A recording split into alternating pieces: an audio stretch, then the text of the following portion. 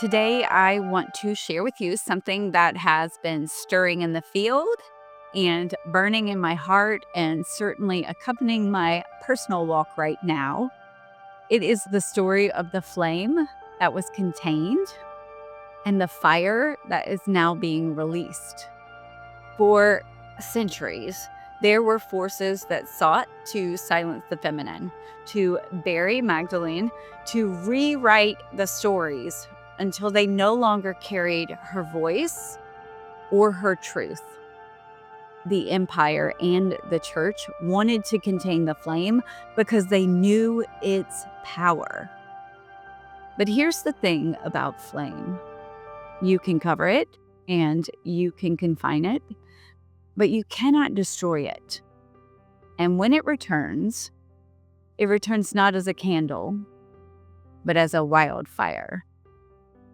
This episode isn't about dwelling in victimhood or about rehashing the wounds, but it is about remembering what was done with intention so that we can understand why our voices, our presence, our refusal to be silenced matter so much in this moment.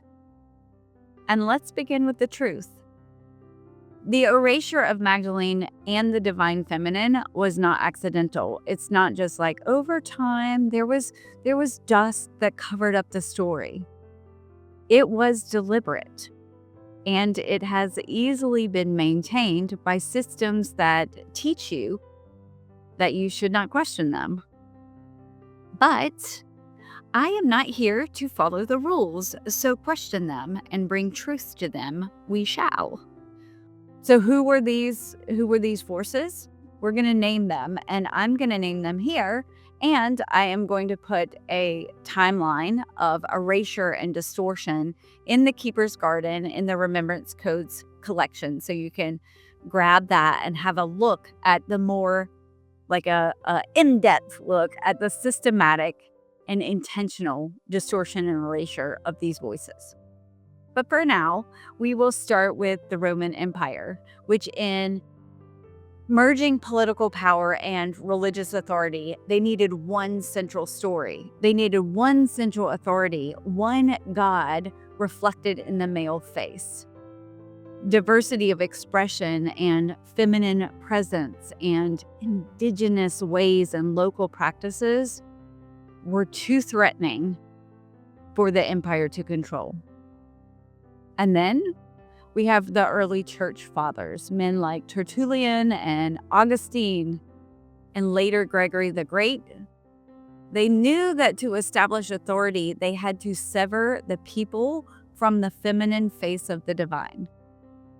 They could not allow a woman to stand as apostle, as equal, as beloved teacher. So Magdalene was recast as a prostitute. Her gospel was hidden, her witness diminished. They shaped doctrine and the interpretation of Scripture. They diminished women's leadership and upheld celibacy as more holy than embodied life. Scripture is understood completely differently now because of subtle and strategic choices. Mary is represented as a common name rather than a title, meaning priestess. Yeshua was not surrounded by sinful common women. He was surrounded by high initiates who knew how to serve, to anoint, to tend, to remain. Sexuality was distorted and virginity idolized. The word virgin meant of marriageable age, and in sacred communities prior to that, it meant sovereign, unto oneself, not claimed by man or church, but in direct communion. But in the distortion, Mother Mary's value was not in her wisdom and her devotion, but in her untouched body. They made the body sinful. That desire was painted as dangerous. Earth wisdoms and indigenous ways were outlawed or destroyed, and what was wild and whole had to be tamed and caged and rewritten to fit the empire's narrative. And then, y'all, you have the Inquisition and the Crusades, which targeted not just women, mystics, and healers, but entire traditions that were rooted in earth wisdom and body knowledge and feminine-led practices. Y'all, this is not forgetting. This was containment.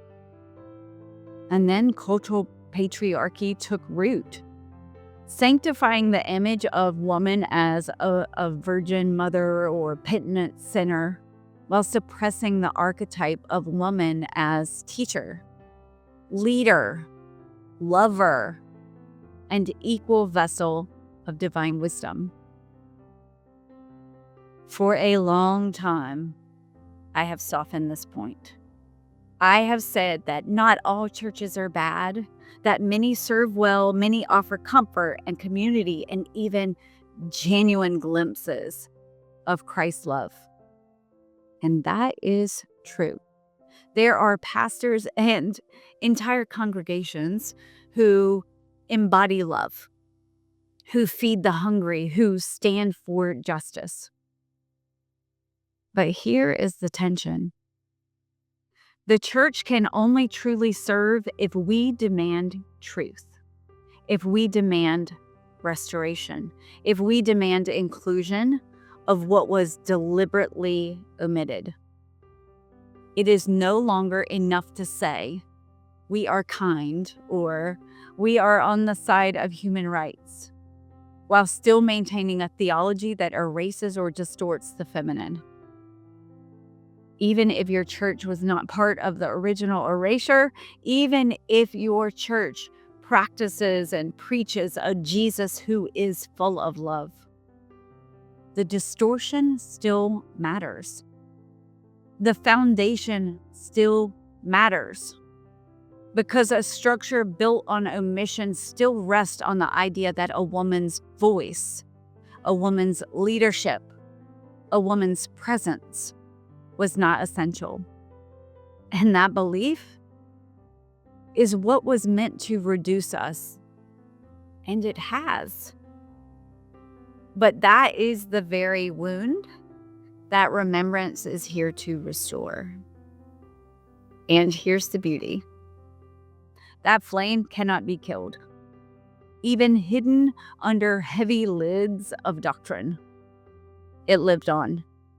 It was erased from scripture, but it lived in mystic teachings, passed quietly through the century. It lived in whispers of women keeping ceremony behind closed doors. It lives in the body, in the land, in the memory of those who knew there was more than what they were told from the pulpit.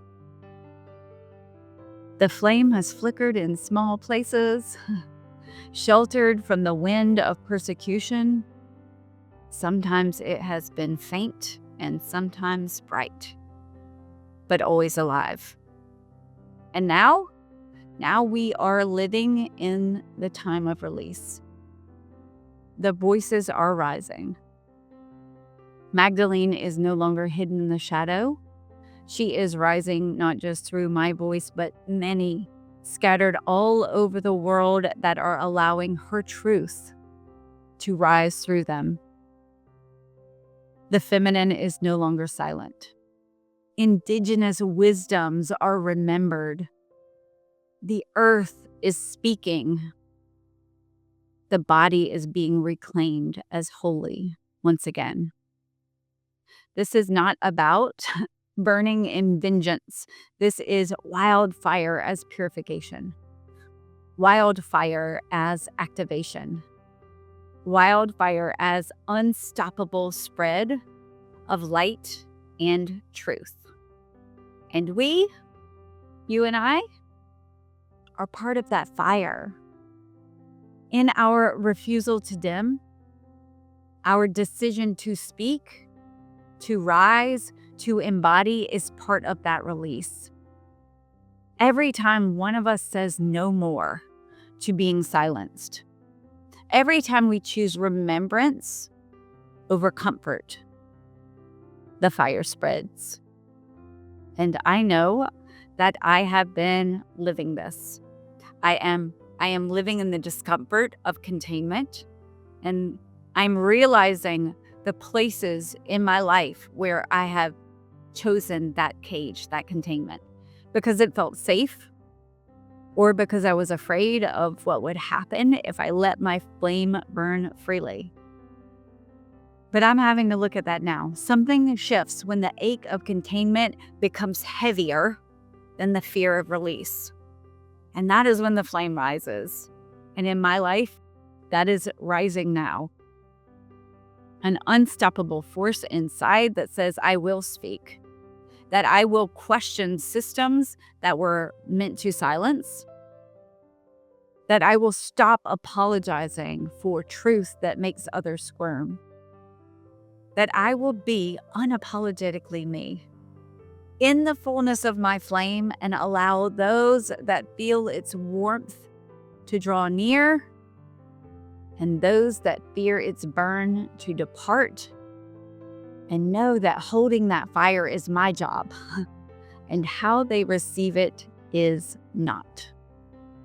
I did a session recently for a woman, and the message seemed so aligned for me that I had to pause and just, check in, like, are we sure this is for her? But sometimes messages come through even clearly when I am not blocked with my own ego and expectation and encumbrances. So my team can sneak in additional clarity for me during other sessions because I'm not clouded with my own personality in the way. But this client, she and we, were reminded that our fullness is our greatest expression. Our fullness is our greatest service. And that those of us who are empathic often feel into the room. We gauge the people and the situation, and then we determine how we will show up. We are palatable to our audience. We dim our light in fear that their pupils can't adjust.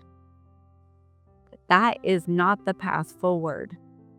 We will trust their eyes. We will trust them to receive you in your fullness, or trust them to find the nearest exit.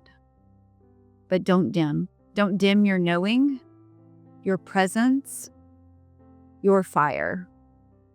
Your greatest offering to this world is in your truest expression of yourself. A flame can be contained, but a wildfire cannot.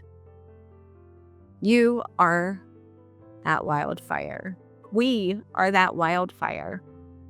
Take some time this week and think of where your flame is being contained. May you have the courage to release it. May you have the courage to not check the dimmer switch before you walk into a room. We need your fullness, not just for yourself, but for all of us who are carrying this fire together. Thank you for being here in this space, in this field of the remembrance codes. Until next time, burn bright.